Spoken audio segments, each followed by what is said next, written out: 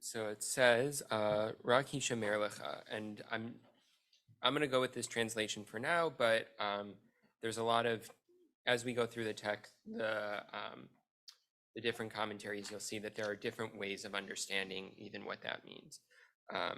But take utmost care and watch yourself scrupulously, so that you do not forget the things you saw with your own eyes, and so that they do not fade from your mind as long as you live, and make them known to your children and to your children's children. So before we get into all of the commentaries and looking at what this might mean and putting this in the context of what's going on in the greater Parsha, why do our memories matter? Why do they matter so much that we need to take the utmost care and watch them scrupulously? Yeah. A lot of times we learn from the things that we did. We learn from the things that we've done. So our memories are a lesson for us to learn from going forward. Great. Yes, and if we made mistakes, Right. we know we should learn maybe to take some other corrective measures if we learn from them. Great. So if we make mistakes, then we can learn from them only if they're in our memory.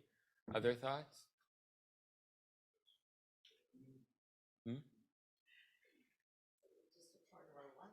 It- Memories is how we live our life. And some of us, like, our parents may not be with us anymore, but they are in our memories. And so we live with the things that we did. Yeah.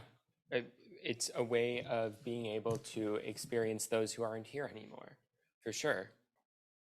Yeah. It's your sadness and your happiness depending on the conditions at that time. Can you say a little bit more what you mean by that? There are times that are bad, that are part of the pain, and also the joy that you feel when things are working well. So our emotional memory helps us to calibrate the moment that we're in. Is that what you're getting at? Yes.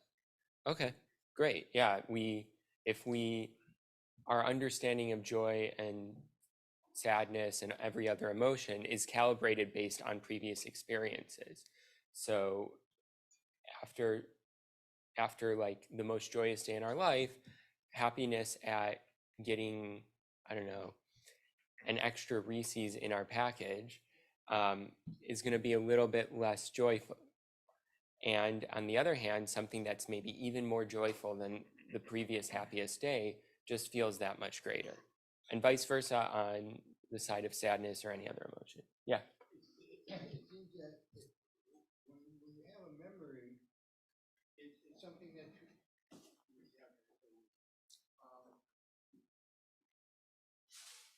the memory, you won't get led astray. If you have a memory and it's inculcated and it's deep in your being, your soul, your mind, your heart, then you're less likely to be led astray. But if you don't have that memory, then you can be convinced of anything. So without the knowledge of what's happened to us, it's a lot easier to be convinced of something that may be based on that experience. Our memories, oddly enough, sometimes our memories do lead us astray. Lead us astray? They can sometimes. And It's the opposite.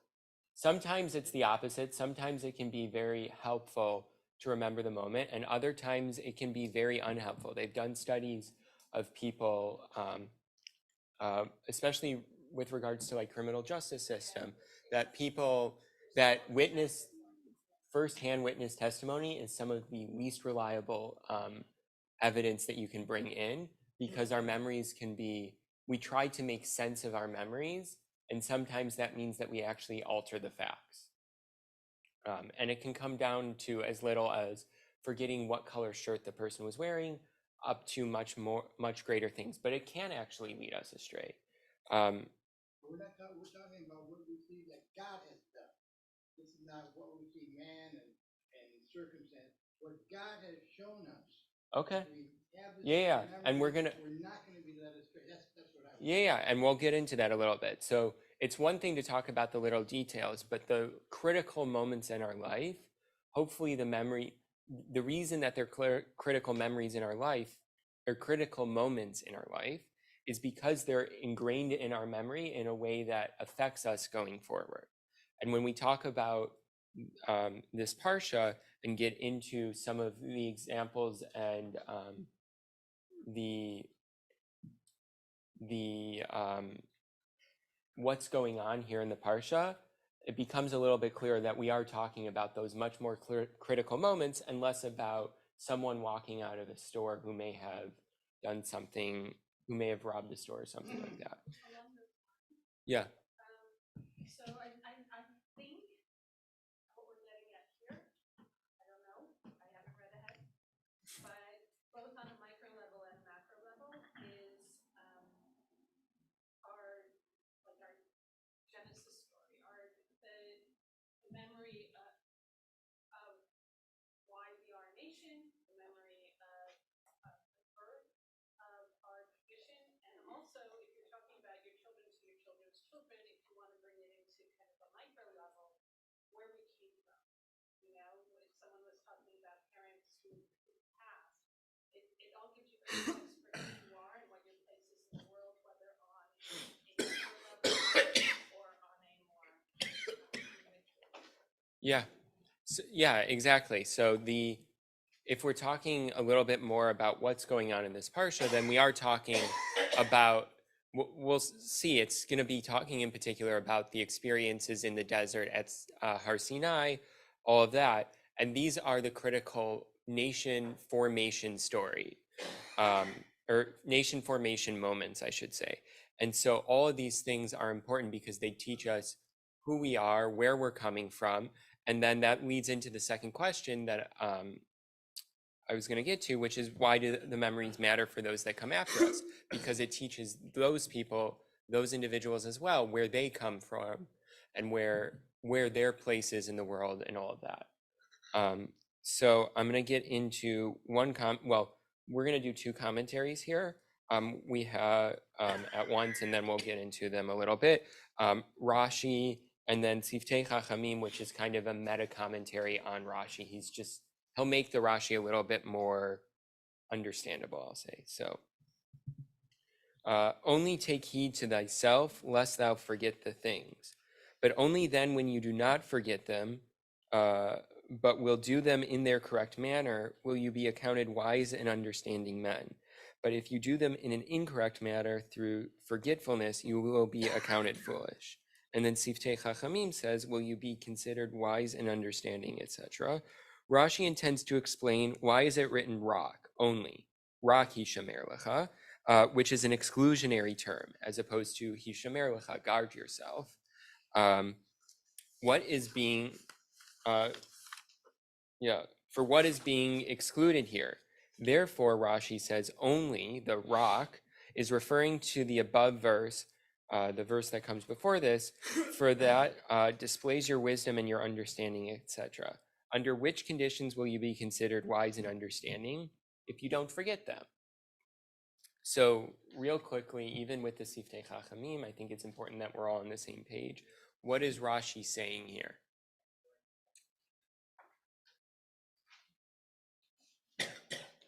How is Rashi understanding this verse?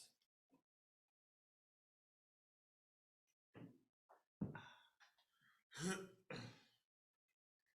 is Rashi talking more about the Chukim here? Is he talking specifically, it's a question, I'm not reading into it. Is he talking specifically about the things that Hashem has told us to do up until this point? Specifically, what laws to follow, how to do things with specificity, or is he just talking kind of generally? Yeah. The question was whether or not he's talking generally or specifically with regards to the chukim, with the laws, all of that. And yes, he's talking about all these mitzvot that have come before this. Make sure that you do them. It's a negative. He's reading this as a command that, and an I'm going to get this wrong. But he's understanding it as as a command that you need to do the mitzvot, and if you don't do the mitzvot, then you won't be considered wise and understanding. So then, if you're looking at this through the lens of our memories, how can this guide us as we go about life and reflect on our memories? One thing, when Rashi says, always take heed to thyself, it sounds like he's saying, don't be led astray. Rely on yourself. Rely on, and make sure that you have it right. So, in other words, how can we take this going forward? The answer that I'm understanding from you is that we can go forward by making sure that we're actually forming those memories correctly. That in the moment we're being observant of our surroundings, we're being mindful of where we are, what's going on around us, so that the memory is imprinted as accurately as possible, and then it can guide us going forward. And what's expected of us. And we can learn from that what's expected of us. So if we think back to a childhood memory where we take a cookie and then as a result of that there's some sort of negative consequence that we don't like, the important thing is to remember what happened in that moment, the negative consequence, so that going forward, if we're told don't take the cookie, we don't take the cookie, so that we don't go through the negative experience again. Okay. Is that wisdom or is that Pavlovian tradition? Like this, what does Rashi mean by wise? So the question that was just brought up is that wisdom or Pavlovian conditioning? Can it be both? I mean, Get into what Rashi means by wisdom. Yeah, what does Rashi mean by wisdom here? It's let's talk about it for us at least. What's the difference between like smart and wise? They're two words that theoretically mean the same thing, and I would say that they're generally not used the same way. Well, if we're being commanded to love God with all our heart and all our soul and all our might, I mean, there it is. Straightforward, it's not complicated. Yeah, Alan? There was an old line from 8th grade that my son was a big fan of. The difference between knowledge and wisdom. Knowledge is knowing that tomato is a That's fruit. your line. That has nothing to do with stuff. Knowledge is knowing that tomato is a fruit. Wisdom is knowing not to put it in a fruit. Yeah, exactly. So the quip that was just put out there is that knowledge is knowing that tomato is a fruit, but wisdom is not putting it in a fruit salad. So wisdom is more about guiding our actions. Knowledge is knowing the facts. That's right. But wisdom comes from making mistakes. Wisdom comes from making mistakes. Yeah, it certainly can come from making mistakes. It can also come from doing the right thing and learning from that too. But wisdom is something from experience as opposed to facts more often than not. Well, Dennis Prager said wisdom is not evil. Nobody ever says Hitler was a wise man. Nobody ever says that. I mean, it's not evil somehow. So somehow wisdom should be something that guides us towards making the next right action, as opposed to knowledge, which can potentially, or smarts, which can potentially lead us astray. A lot of cooks are very, very smart people. It takes a lot of smarts to. Okay. Yeah. How they think this stuff up is amazing, But, Yeah. Great. It's just knowledge that's been misdirected. Yeah. So now knowledge is something that can be used for good purposes or bad purposes. Violent or not, one of the examples thrown out in the room was the atomic bomb. We've used knowledge of nuclear physics both to make energy and to make weapons. Wisdom would be withholding the use of those weapons potentially, and using it only for the purposes that are more peaceful. Great. Let's look at another take and go forward. Ibn Ezra says, Its meaning is, should you forget everything, do not forget the day that you stood at Sinai. So I think it reads pretty straightforward, but what's he saying? You gotta figure out, that's the most important thing. That's the simplest thing to remember. We all were Jews standing at Sinai. So he's saying, if you're going to forget everything else, don't forget the fact that you stood at Har Sinai, you experienced God, and you have that knowledge of being in the presence of the Holy One. If you're going to forget everything else, don't forget that one experience. Memories can leave our mind as time goes on. I've been told numerous stories of myself as a child that I take for granted happened because my parents tell them consistently. I have no memory of them, especially the stories that happened prior to me having any real language skills. My parents tell a story of me stealing snacks from preschool and handing them out to other people. I'm sure it happened. I do not recall it whatsoever. And it's very possible that it didn't. That being said, this has been one of those stories that has shaped who I want to be, if nothing else, because I know how fondly they tell that story. Here too with Har Sinai, Ibn Ezra is saying, there are many things that happened on the way to Israel. Some of them are pretty bad things that ideally we should remember, that we don't make those mistakes again. Spoiler alert, we're not going to remember as a people. But at the very least, we should remember that moment where we were all one nation at Har Sinai in the presence of God. And I think that gets into the second question that I put there. Why would a memory of Har Sinai be so important? It's one of those moments that is nation building, going back to what was said earlier. If we're going to talk about our memories as being guides of who we are, where we came from and who we are, then those core memories are really important to have in mind. I'm gonna move on then to Sforno, who has another take. He says, Rakisha Merlecha, even though I have said that you are wise people in the eyes of the Gentile nations, be careful not to absorb the views of the wise men of those nations who deny the existence of God the Creator and God's ability and God's supervision of the universe God has created. They may try to convince you with all kinds of intelligent-sounding theories. And then he says, for the second part of the verse, you must therefore relate these experiences you had with your own eyes to your children who have not seen such miracles. So what's Forno's take on all this?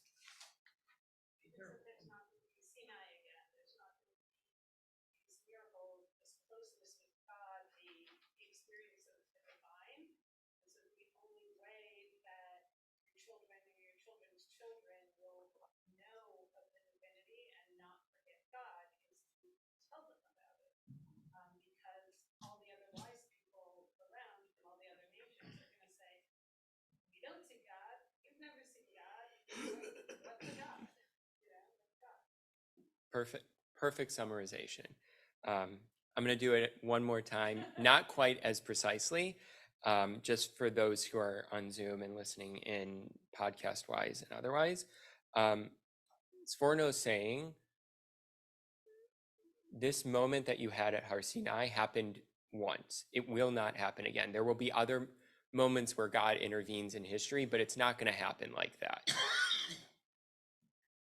And you need to guard that memory because you were there, but your children won't have been there. And your children's children won't have been there or have had those sorts of experiences. You need to tell these stories from generation to generation because there will be people who weren't there who will deny that it ever happened. And therefore, you need to pass the story on. That this needs to be repeated again and again because he's kind of going into what Ibn Ezra is saying. It was a defining moment. And it was a defining moment that we need to keep at our core because otherwise there will be people who try to lead us astray. Yeah. It's like they say that we're passing out of the living memory of the Holocaust. Yeah.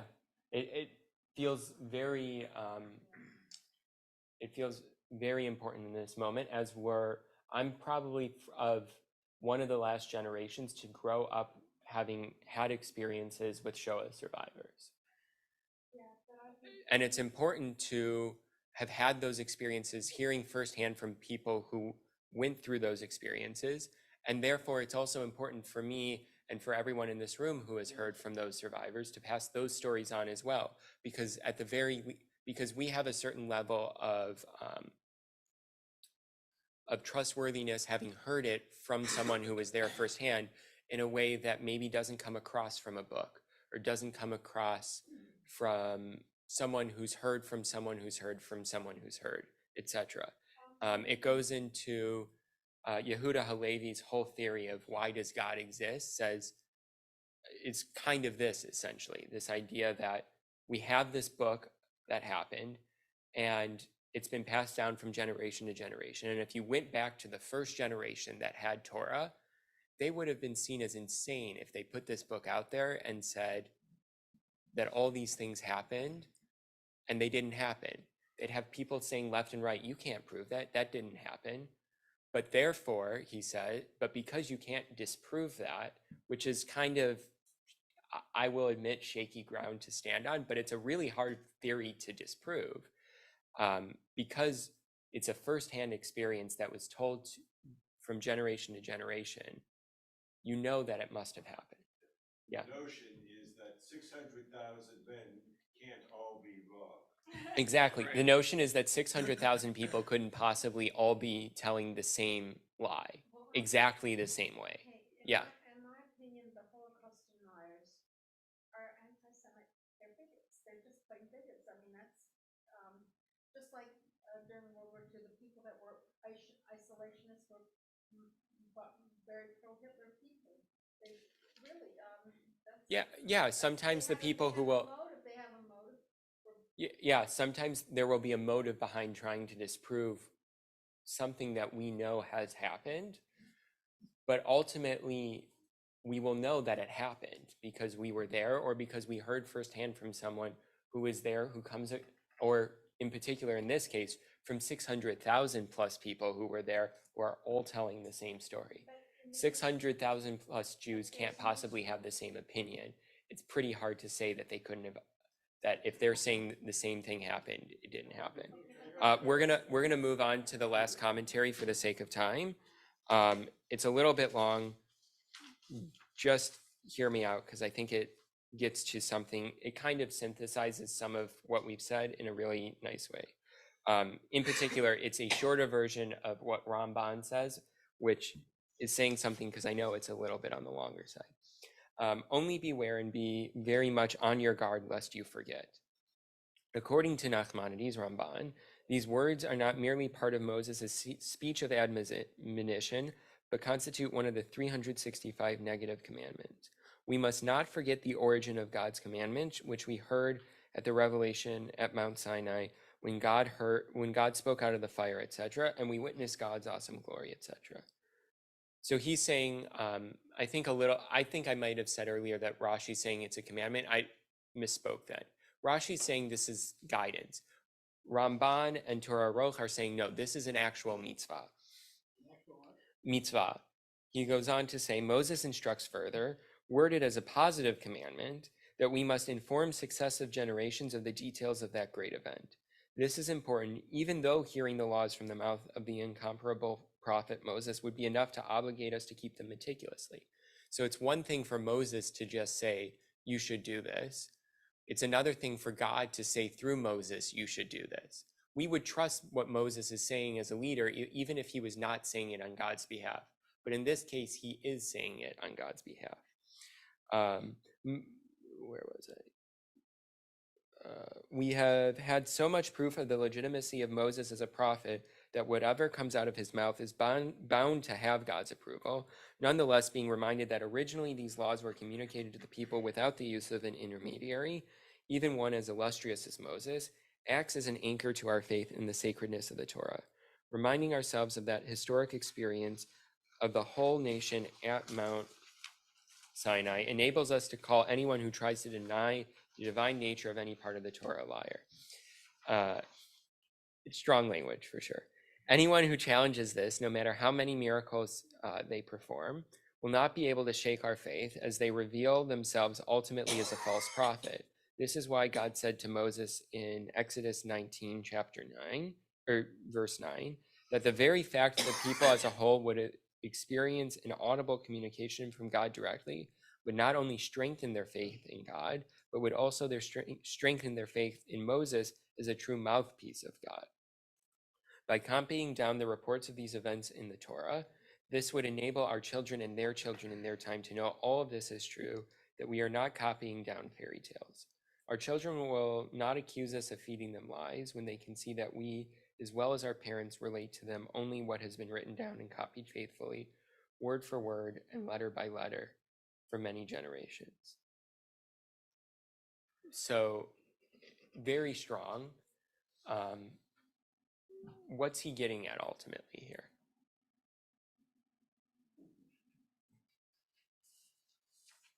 I would assume that you have an obligation, you have a job to teach, and you make sure that it's done well and properly and correctly. That not only is it important for us to guard our memories the first half, he's leaning into the second half of it. Those memories are not nearly as important for us as they are for the successive generations that follow. That there's a phrase in organizational life of institutional memory. Institutional memory is paramount to the success of an institution because it allows an institution to not have to experience the mistakes of the past just because there's turnover. That's something that can be lost very easily when there is turnover. But if there's a very strong institutional memory or a strong national memory of what's happened, it allows the outgrowth of that memory to stay firmly rooted.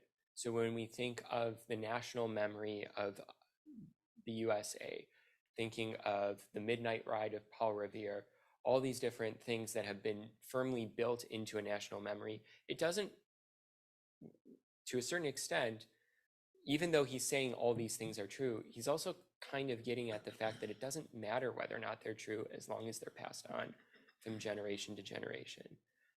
There's a fun story I've heard that Paul Revere's ride, if you actually look at what he did, it's not really that impressive. But what sticks with us is the story of him trying to save an entire nation. He didn't ride that far. That's the impressive part. And it would kind of be like saying from here in Pico Robertson to like Santa Monica, which is like something on a horse. But it's not like there's another individual, his name is Israel Bissell. He went a very far way to warn people. The reason that we don't have a national memory of Israel Bissell is because his name doesn't sound as good in a rhyme. The whole story of Paul Revere gets codified in The Midnight Ride of Paul Revere, which rhymes a lot better. What's the name of the young woman, and I mean like teenager, who actually outdid all of them? Yeah, And I can't think of her name either. Yeah. But yeah, like, She was like 16 or 17 years old. Yes. but that goes into the idea that national memory can be a formational thing regardless of whether or not it happened. And when you like the outgrowth of what that does for a nation, as we have for many generations as Jews, it's important to pass that down, even if it isn't necessarily based in anything that is 100% factual. So oddly enough, I find that Torah Roch is saying, even though he actively tries to prove time and time again that Har Sinai happened, he's oddly proving the fact that it doesn't matter whether or not it happened, as long as we as a people take the lessons from Har Sinai forward and pass them down from generation to generation. And so my hope for all of us is that we can take the experiences we have, both positive and negative, and teach them to successive generations so that those generations might find even more success than we have in our own lives.